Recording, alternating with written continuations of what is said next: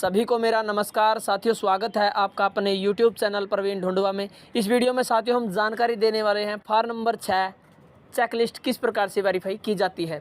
Step to step पूरी जानकारी देंगे साथियों, इसलिए वीडियो को लास्ट तक ज़रूर देखें। चलिए साथियों शुरू करते हैं। जैसा कि आप स्क्रीन पर देख पा रहे हैं साथियों, इस प्रकार से आपको ग्रूड ऐप इंटरफेस होता है। उसके बाद आप चेक कर सकते हैं कि आपके टोटल फार्म कितने। यहाँ पर आप जैसे मैं क्लिक कर रहा हूँ, यहाँ पर देखिए साथियों। उसके बाद फार्म 6, फार्म 7 और फार्म 8, इनकी अलग अलग से आप चेक कर सकते हैं साथियों कितने फार्म किस टाइप के आपके जो ग्रूड ऐप में है। तो हमें इस वीडियो में फार्म नंबर 6 यानी प्रारूप 6 की जो चेकलिस्ट है वो किस प्रकार से वेरीफाई की जाती है, जो सेकंड स्टेप होता है फार्म फीड करने के बाद वाला, वो किस प्रकार से किया जाता है साथियों। आपको क्लिक कर देना फार्म नंबर 6 पर। उसके बाद इस प्रकार से आपके सामने जो टोटल आपके फार्म हैं वो शो हो जाते हैं। प्रत्येक फार्म पर आपको क्लिक करना है और उसके बाद चेकलिस्ट वेरीफाई करनी है। जैसे कि हम पहले ही फार्म पर क्लिक कर देते हैं साथियों। जो ये डाटा है ये डमी के तौर पर फीड किया गया है ताकि आपको अच्छे से समझा सकें। उसके बाद साथियों सबसे पहले आपको जो आवेदक है उसकी फ़ोटो शो होगी, यह आप अच्छे से चेक कर लें। जो भी जानकारी आपने फार्म में फीड की है वो सभी जानकारी आपको दोबारा से यहाँ पर दिखाई देगी। प्रत्येक जानकारी को आपको डॉक्यूमेंट से चेक कर लेना है, क्योंकि जो भी यहाँ पर आपने फीड किया है वही मतदाता के वोटर कार्ड पर प्रिंट होके आएगा। तो यह जानकारी आप दुरुस्त कर लें साथियों, डॉक्यूमेंट से मैच ज़रूर कर लें। यदि फ़ोटो सही है तो आप नेक्स्ट स्टेप पर चलिए साथियों। नहीं है तो आपके सामने दिखाई दे रहा है साथियों, कैमरे का ऑप्शन आपको दिख रहा है, यहाँ से आप क्लिक करके दोबारा से फ़ोटो अपलोड कर सकते हैं। जैसे कि मैंने क्लिक किया, इस प्रकार से आपके सामने ऑप्शन आ जाते हैं, आप दोबारा से ठीक कर सकते हैं।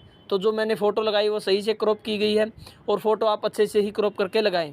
उसके बाद बेसिक डिटेल आ जाती है साथियों आवेदक की, जो आपने फीड की है। जैसे कि नाम है, रेफरेंस आईडी आपको दिखाई दे रही है, gender, relative name, relation type.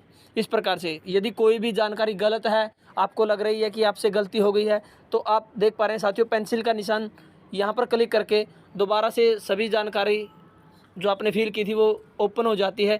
किसी भी ऑप्शन को आप दोबारा से फिल कर सकते हैं यहाँ जैसे कि क्लिक करके। उसके बाद जो आपको ज़रूरी काम करना है साथियों, सारी डिटेल अच्छे से दोबारा फिल करने के बाद आपको अपडेट बटन बिल्कुल दबाना है। जब तक आप अपडेट का बटन नहीं दबाएंगे तो जो दोबारा से आपने जानकारी यहाँ पर फिल की है, जो ऑप्शन आपने फिल किए है वो अपडेट नहीं होगी और जो पुराने वाली है वही शो करती रहेगी। उसके बाद साथियों नेक्स्ट स्टेप में DOB डिटेल्स, यहाँ पर आपको आवेदक की जो DOB डिटेल है वो शो होगी, कितनी एज। यदि आवेदक की डेट ऑफ बर्थ में कोई आपसे त्रुटि हो गई है, गलती हो गई है, तो आप उसे दोबारा से उसी प्रकार से पेंसिल का निशान है यहाँ से क्लिक करके चेक कर सकते हैं। उसके अलावा डॉक्यूमेंट आप यहाँ पर दोबारा से अपलोड कर सकते हैं साथियों। नीचे की तरफ आप देख पा रहे हैं अपलोड का ऑप्शन दिखाई दे रहा है आपको, अपलोड द सपोर्टिंग डॉक्यूमेंट्स, इस प्रकार से। उसके बाद यह भी जानकारी आपको दोबारा से यदि फिल करनी है तो अपडेट बटन दबा देना है। यदि सही है तो आपको दोबारा से ये डिटेल दुरुस्त करने की आवश्यकता नहीं है। उसके बाद आपको दो ऑप्शन दिखाई देंगे साथियों, सेम नोट सेम, आपको सेम पर क्लिक कर देना है। उसके बाद एड्रेस डिटेल, यहाँ पर जो एड्रेस की डिटेल है आवेदक की वो यहाँ पर आपने जो फिल की थी वो आप जैसे कि स्क्रीन पर देख पा रहे हैं साथियों वो शो हो जाती है। यदि इसमें भी आपको कोई करेक्शन करनी है, उसके बाद डॉक्यूमेंट भी आप चेक कर सकते हैं दोबारा से व्यू करके।